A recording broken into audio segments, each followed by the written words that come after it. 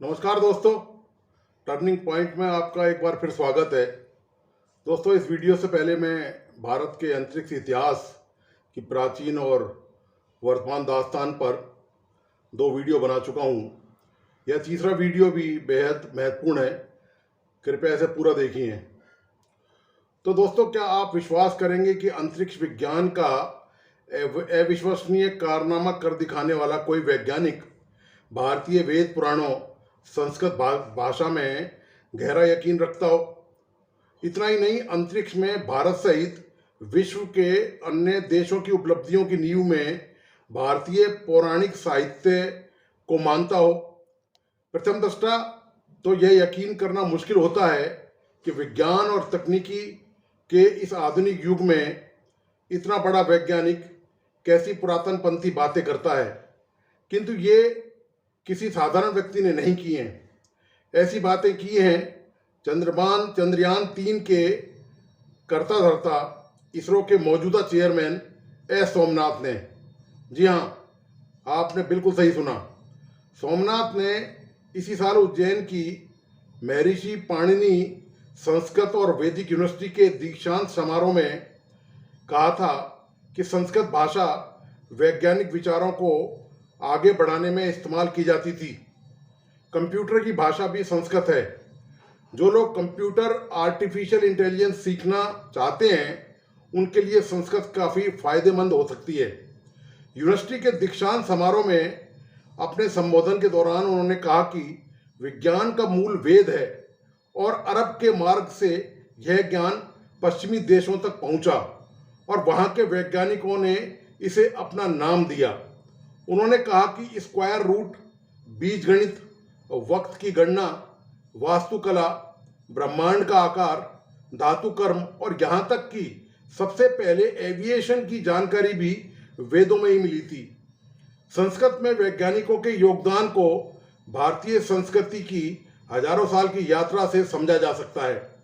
संस्कृत में वैज्ञानिकों के योगदान की छाप के बारे में इसरो वैज्ञानिक डॉक्टर सोमनाथ ने कहा कि समस्या यह थी कि उस समय के वैज्ञानिक संस्कृत भाषा में यह ज्ञान दिया करते थे और इस भाषा को लिखा नहीं जाता था। लोग एक दूसरे के द्वारा ज्ञान लेते थे और याद रखते थे। बाद में इसे लिखने के लिए देवनागरी लिपि का प्रयोग किया गया। पाणिनि ने ही संस्कृत में व्याकरण लिखा था। सोमनाथ ने कहा कि आपको बता दें, इंजीनियर और वैज्ञानिक के लिए संस्कृत भाषा बहुत प्रिय है। उन्होंने संस्कृत फिल्म यानम में भी अभिनय किया है। यह भाषा कंप्यूटर के लिए बहुत आसान मानी जाती है और आर्टिफिशियल इंटेलिजेंस इसे सरल तरीके से पढ़ाया जा सकता है। इस मसले में काफ़ी शोध किया जा रहा है कि संस्कृत को कैसे कंप्यूटेशन में यूज किया जा सकता है। उन्होंने आगे कहा कि इंडिया में जो साहित्य संस्कृत में रचा गया है, वह न केवल साहित्यिक नजरिए से बल्कि वैज्ञानिक नजरिए से भी बेहद महत्वपूर्ण है। संस्कृत में आध्यात्मिक, सांस्कृतिक और वैज्ञानिक अध्ययन में कोई फर्क नहीं है। सोमनाथ ने कहा कि प्राचीन काल से ही संस्कृत में भारतीय वैज्ञानिकों ने अपनी खोज को लिखा है, लेकिन इस पर बाद में अधिक खोज नहीं हो सकी। इसका उदाहरण सूर्य सिद्धांत है, जो कि 8वीं शताब्दी में लिखी गई थी। इस किताब में धरती की परिधि, सौरमंडल और कई बातों को लिख दिया गया था। पश्चिमी जगत ने बाद में जिसके बारे में बताया और खुद श्रेय ले लिया। दोस्तों, बता दें कि जब सोमनाथ की तरफ से बयान दिए गए, उस वक्त वे इसरो के कई बड़े अभियानों पर काम कर रहे थे। इसमें चंद्रयान 3 मिशन और आदित्य 1 मिशन, जो अभी छोड़े जाने वाला है, ये भी शामिल था। उनका उद्देश्य चांद और सूर्य पर अध्ययन करना है, लेकिन इसरो ने 23 अगस्त यानी बुधवार को इतिहास के पन्नों पर भारत का नाम दर्ज कर दिया। चंद्रयान 3 मिशन की सफलता उन देशों के सवालों का जवाब है जो सोचते थे कि भारत इस मिशन में हमेशा असफल रहेगा। इंडियन स्पेस रिसर्च ऑर्गेनाइजेशन यानी इसरो के चंद्रयान के चांद पर सफलता पूर्वक पहुंचते ही इसके अध्यक्ष एस सोमनाथ भी सुर्खियों में आ गए। इसरो चीफ की कमान डॉक्टर सोमनाथ को 14 जनवरी 2022 में दी गई थी। नियुक्ति की तिथि से उनका कार्यकाल 3 साल का होगा। इसरो चीफ के साथ वे अंतरिक्ष विभाग के सचिव और अंतरिक्ष आयोग के अध्यक्ष भी हैं।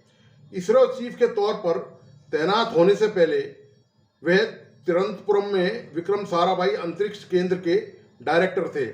स्वभाव से बेहद सरल सोमनाथ आज भी अपने जड़ों से जुड़े हुए हैं। इन्होंने केरल के वलमंगलम में पैतृक संपत्ति पर घर बना रखा है, जहां आज भी वे अक्सर जाते रहते हैं। यहाँ वे मुंडू यानी धोती और शर्ट पहनकर जाते हैं। APJ Abdul Kalam technology university के प्रोफेसर, वाइस चांसलर और सोमनाथ के जूनियर डॉक्टर एस अयूब बताते हैं कि वे किसी भी मीटिंग में आज तक देर से नहीं पहुंचे। एक संस्मरण को याद करते हुए अयूब बताते हैं कि TKM कॉलेज की तरफ से सोमनाथ को पहला थगल कुंज मुसलियार लाइफ अचीवमेंट पुरस्कार दिया गया था, जिसकी अवार्ड मनी भी उन्होंने दान कर दी थी। एस सोमनाथ का पूरा नाम श्रीधर पणिकर सोमनाथ है। उनका जन्म केरल के अलापुझा जिले के हिंदी भाषा के शिक्षक वी श्रीधरा पणिकर सोमनाथ के घर हुआ था। इनकी माता थेकम्मा गृहिणी थी। इनकी शुरुआती शिक्षा स्थानीय स्कूल में हुई। उसके बाद सोमनाथ ने केरल के कोल्लम ऑफ इंजीनियरिंग से मैकेनिकल इंजीनियरिंग और बंगलुरु के इंडियन इंस्टीट्यूट ऑफ साइंस से पोस्ट ग्रेजुएशन किया। वह यहाँ गोल्ड मेडलिस्ट रहे। एक साक्षात्कार में सोमनाथ ने बताया कि जब मैं स्कूल में था तो दूसरों की तरह मैं भी स्पेस के प्रति बहुत आकर्षित था। सूरज, चांद और तारों को लेकर मेरी भी बहुत सी जिज्ञासाएं थी। हिंदी टीचर होने के बावजूद पिता की साइंस में बहुत रुचि थी। वह एस्ट्रोनॉमी से जुड़ी यानी कि अंतरिक्ष विज्ञान से जुड़ी किताबें लाकर मुझे देते थे। मैंने उस समय वो किताबें पढ़ी। भारत के दक्षिण केरल राज्य के अलापुझा अलेप्पी के रहने वाले सोमनाथ उस समय से ही विज्ञान के प्रति उत्साही थे, जब उन्होंने मलयालम माध्यम में अपनी स्कूली शिक्षा प्राप्त की थी। हिंदी शिक्षक होने के बावजूद सोमनाथ के पिता ने अपने बेटे को अंग्रेजी और मलयालम दोनों भाषाओं में विज्ञान की किताबें पढ़ाकर विज्ञान के प्रति उनके जुनून और योग्यता को प्रोत्साहित किया। भले ही इंजीनियरिंग को एक कठिन विषय माना जाता है, सोमनाथ ने मैकेनिकल इंजीनियरिंग में बीटेक किया, जिसके दौरान उनकी अंतरिक्ष में गहरी रुचि विकसित हुई। एक कॉलेज छात्र के रूप में सोमनाथ ने अपने प्रोफेसर से विशेष रूप से अनुरोध किया था कि उन्हें प्रणोदन अर्थात रॉकेटरी पर एक पाठ्यक्रम पढ़ाएं। रॉकेटरी में एक विशिष्ट विषय जो इंजीनियरिंग के भाग के रूप में नहीं पढ़ाया जाता है। दिलचस्प बात यह है कि फैकल्टी भी उन्हें पढ़ाने के लिए तुरंत तैयार हो गई।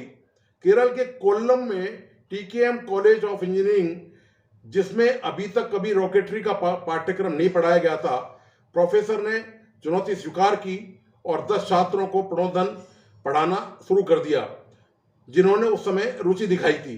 कॉलेज में अपने अंतिम वर्ष के दौरान सोमनाथ ने इसरो में नौकरी के लिए आवेदन किया था, जब वह नए PSLV कार्यक्रम में शामिल होने के लिए युवा इंजीनियरों की भर्ती कर रहा था। पिछले सेमेस्टर में अपने उच्च अंकों के कारण सोमनाथ को भर्ती किया गया था। इस प्रकार ग्रहों का अध्ययन करने के उनके बचपन के सपने को साकार करने की यात्रा शुरू हुई। साल 1985 में S Somnath Vikram Sarabhai space centre से जुड़ गए। कैरियर की शुरुआत पोलर सैटेलाइट लॉन्च व्हीकल से की गई थी। यह प्रोग्राम भारत के स्पेस प्रोग्राम में गेम चेंजर साबित हुआ। डॉक्टर APJ अब्दुल कलाम उस समय इस प्रोजेक्ट के डायरेक्टर थे। PSLV को विकसित करने में सोमनाथ का खासा योगदान रहा है। सोमनाथ के पारिवारिक जीवन की बात करें तो उनका विवाह वलसाला सोमनाथ के साथ हुआ है, जो गुड्स एवं सर्विस टैक्स के अधिकारी हैं। डॉक्टर सोमनाथ के परिवार में 2 संतानें हैं, एक बेटा और एक बेटी। उनके बेटे का नाम माधव है और बेटी का नाम मलिका है। दोनों ही बच्चे इंजीनियरिंग में मास्टरी कर चुके हैं, जिससे वे अपने प्रयोजनों में माहिर हैं। तो दोस्तों, आपको यह वीडियो कैसा लगा, प्लीज़ अपने लाइक्स और कमेंट के साथ मुझे ज़रूर अवगत कराएं और इस YouTube चैनल को लाइक सब्सक्राइब करना और प्लीज़ बेल आइकॉन दबाना नहीं भूलें। धन्यवाद, नमस्कार।